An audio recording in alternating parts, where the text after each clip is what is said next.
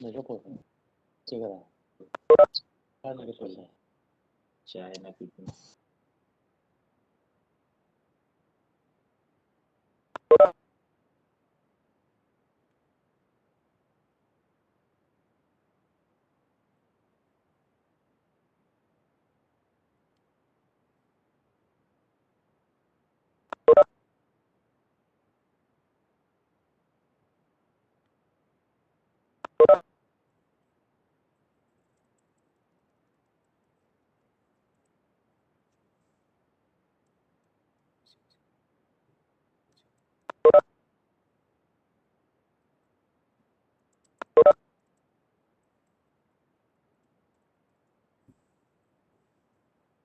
चलिए आगे बात करते हैं सस्टेनेबल डेवलपमेंट की। अब हम कैसे विकास करें जो हमारे पर्यावरण के क्षति को कम कर सके या पर्यावरण के क्षति में जो अन्य कारक हैं उसको हम कैसे रोक सकते हैं।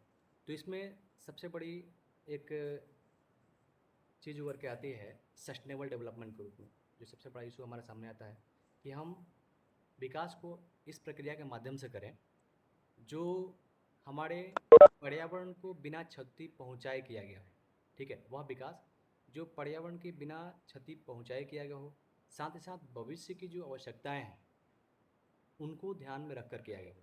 ठीक है, उस तरह के विकास को हम सस्टेनेबल डेवलपमेंट के रूप में देखते हैं और इस तरह के विकास से ही हम पर्यावरण के प्रति लोगों को जागरूक कर सकते हैं और इसको संरक्षण करने के लिए इसमें प्रयास कर सकते हैं। Sustainable development is a development that meet the needs of the present without compromising the ability of future generation to meet their own needs। मतलब विकास की वह प्रक्रिया जिसमें हम भविष्य की आवश्यकताओं को ध्यान में रखकर और पर्यावरण की जो चीज़ें हैं उनको ध्यान में रखकर करें जिससे पर्यावरण की क्षति न हो और संसाधन हमारे भविष्य के लिए बचा रहे। उस प्रकार के विकास को करने की आवश्यकता है जिससे हमारा पर्यावरण संरक्षित रहे।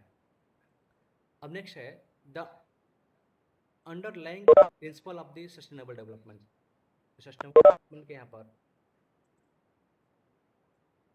प्रिंसिपल हैं, इसमें आप देखेंगे symbiotic relationship between consumerist human and producer natural systems.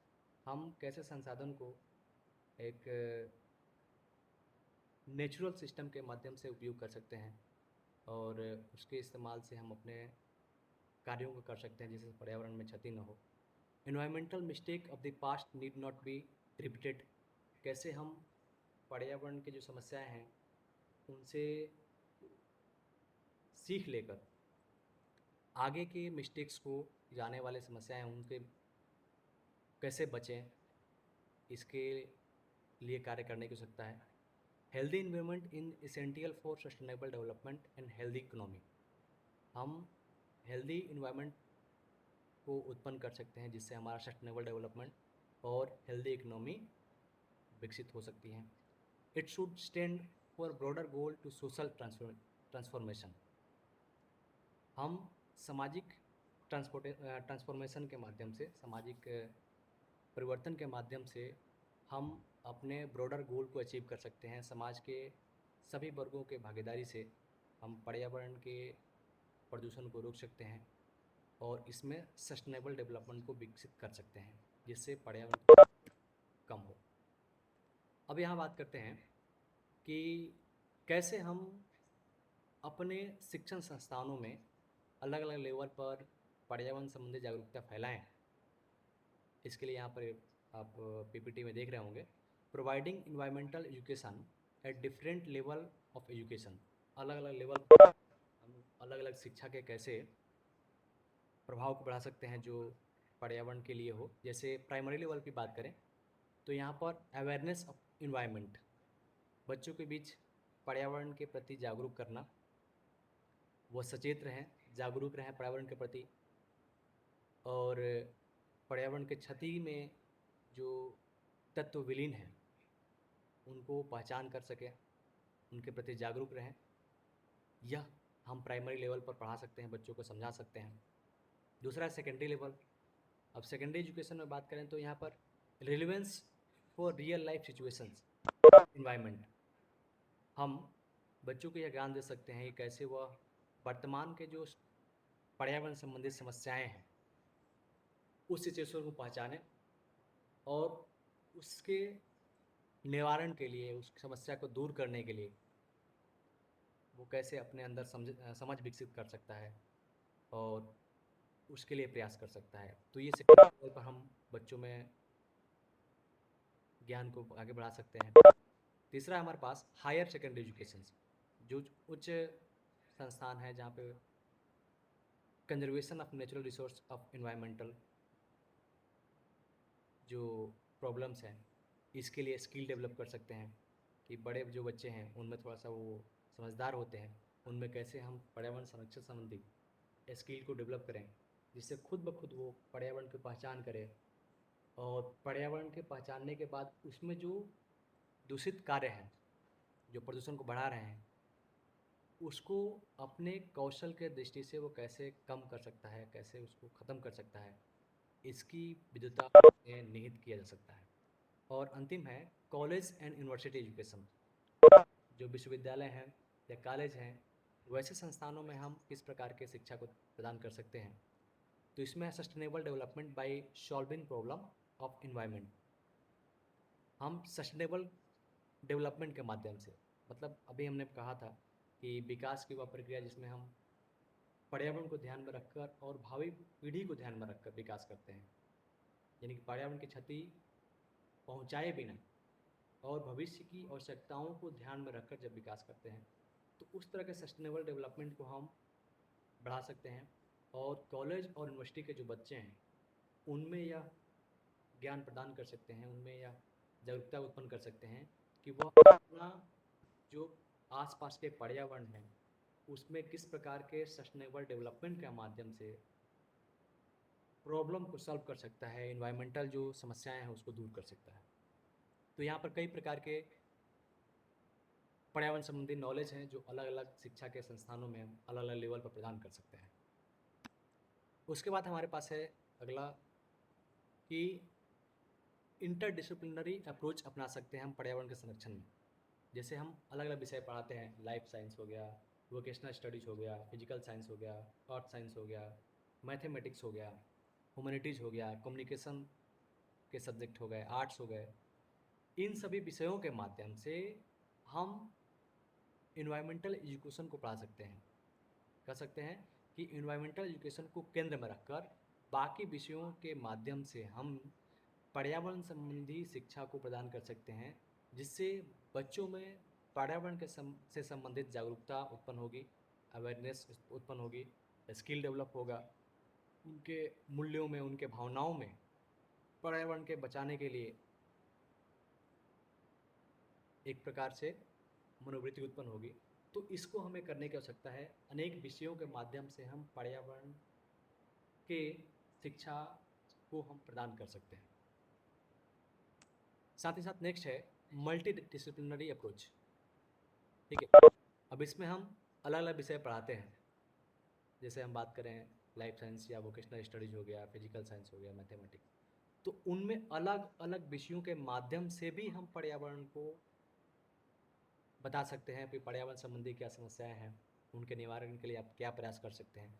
तो अलग अलग विषयों में भी हम पर्यावरण के शिक्षा को बच्चों को प्रदान कर सकते हैं जिससे उनमें यह जागरूकता उत्पन्न होगी कि पर्यावरण को बचाने के लिए उनमें क्या क्या प्रयास करने चाहिए, कैसे वो पर्यावरण को संरक्षित रख सकते हैं।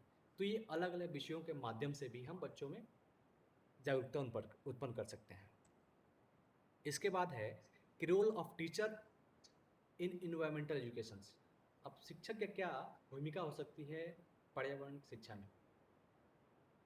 तो पहला पॉइंट है इसमें to arouse the child's interest in the environment and the raise challenges problems. जो पर्यावरण संबंधी जो इंटरेस्ट हैं वो बच्चों में बढ़ाना, उस जागरूकता को बढ़ाना, रेज करना।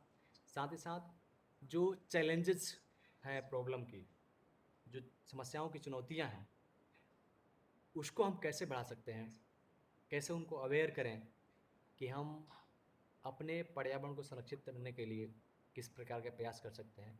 तो इस प्रकार के चैलेंजेस को हम उनके प्रति उनके बीच कैसे उठा सकते हैं, कैसे उनको जागरूक कर सकते हैं, ये हमारे टीचर की एक भूमिका हो सकती है। दूसरा है to discuss the approach to problem और टॉपिक्स।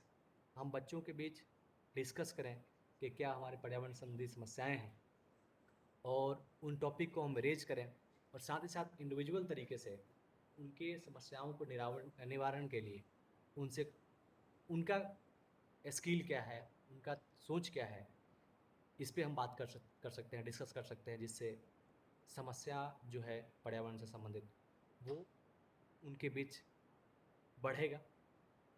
तीसरा है टू अरेंज विजिट्स। बच्चों में हम विजिट्स को अरेंज करें, कैसे हम उनको अलग अलग स्थानों पर ले जाकर पर्यावरण संबंधी समस्याओं से रूबरू कराएं, उनको दर्शाएं, दिखाएं कि वो पर्यावरण संबंधी जो समस्याएं हैं किस प्रकार समाज को प्रभावित कर रही हैं। तो उनमें इस प्रकार के हम भावनाओं को जागृत करेंगे। जब वो बच्चे देखेंगे उस तरह के सिचुएशंस को, तब जाके उनमें इस तरह के भावना उत्पन्न होंगे और वो अच्छी तरह से अवेयर हो पाएंगे। दूसरा है to provide materials needed for practical work. अगर हम पर्यावरण संबंधी बच्चों को कार्य करवाएं, जैसे कि ग्लोबल वार्मिंग पर कोई प्रोजेक्ट वर्क करना है, तो उस तरह के अगर प्रैक्टिकल वर्क कराते हैं हम लोग, तो उसमें हम कैसे बच्चों को जो मटेरियल्स है पर्यावरण संबंधी, कैसे मटेरियल्स को हम प्रोवाइड कर सकते हैं, उपलब्ध करा सकते हैं, जिससे बच्चे पर्यावरण से संबंधित टॉपिक्स जो है वो तैयार करें, अच्छे से तैयार करें, जिससे उनमें जागरूकता फैलेगी और वो पर्यावरण के प्रति सचेत रहेंगे। नेक्स्ट है to arrange for visiting speakers.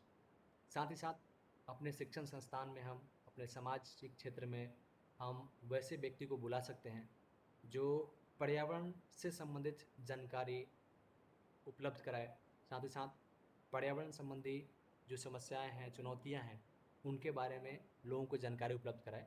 तो इस तरह के विजिटिंग्स को हम अरेंज कर सकते हैं अपने शिक्षण संस्थान में, अपने विद्यालय में, या फिर अपने सामाजिक क्षेत्र में भी उस तरह के व्यक्तियों को बुलाकर हम एक प्रकार के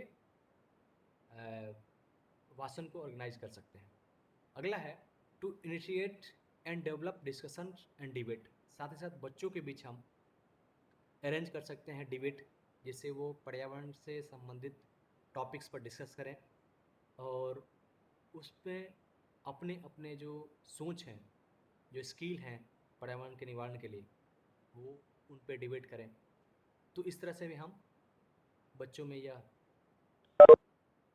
शिक्षा को प्रदान कर सकते हैं। लास्ट है to provide facilities for display and exhibitions of the work caring. साथ ही साथ हम बच्चों में एग्जीबिशन एक प्रकार के रख सकते हैं, जिससे वो अपने अपने थिंक के द्वारा तैयार करेंगे और एग्जीबिशन रखकर अपना जो सोच है पर्यावरण को बचाने के लिए, संरक्षण करने के लिए, वो प्रस्तुत कर सकते हैं। ठीक है, लास्ट में हम बात करेंगे, अंतिम में हमारे पास 4R फार्मूला है, 4R, जिसमें रिड्यूस, रीयूज, रिसाइकल और रिपेयर का इस्तेमाल कर सकते हैं और इससे हम पर्यावरण का संरक्षण कर सकते हैं। लास्ट में बात करें तो कंक्लूजन की बात करें तो यहाँ पर देखेंगे तो हमारे चिर प्रतिद्वंदी चाइना, या कह सकते हैं जो हमारा मुख्य प्रतिद्वंदी है, उसके द्वारा कहा गया है कि if you plan for a year, अगर आप किसी साल का प्लान कर रहे हैं, ठीक है, प्लांट राइस, तो आप चावल को उगा सकते हैं। If you plan for the years, अगर बर्ड्स का प्लान कर रहे हैं तो आप ट्रीज का कर सकते हैं। But if you are plan for a country, if you plan for a century, educate the people. अगर आप शतक या फिर 100 वर्षों का प्लान कर रहे हैं, परियोजना कर रहे हैं, योजना बना रहे हैं, तो आपको अपने बच्चों को, अपने लोगों को एजुकेट करने की आवश्यकता है और एजुकेशन से ही हम पर्यावरण को संरक्षित कर सकते हैं, बचा सकते हैं, अपने जीवन को बचा सकते हैं। ठीक है, थैंक यू, आप सभी का धन्यवाद। मेरी बातों को ध्यानपूर्वक सुनने के लिए। साथ ही साथ मैं अपने विद्या मंदिर के प्रधानाचार्य श्री विनोद कुमार जी को भी धन्यवाद ज्ञापित करता हूँ। साथ ही एनसी आप जी को भी बहुत बहुत धन्यवाद।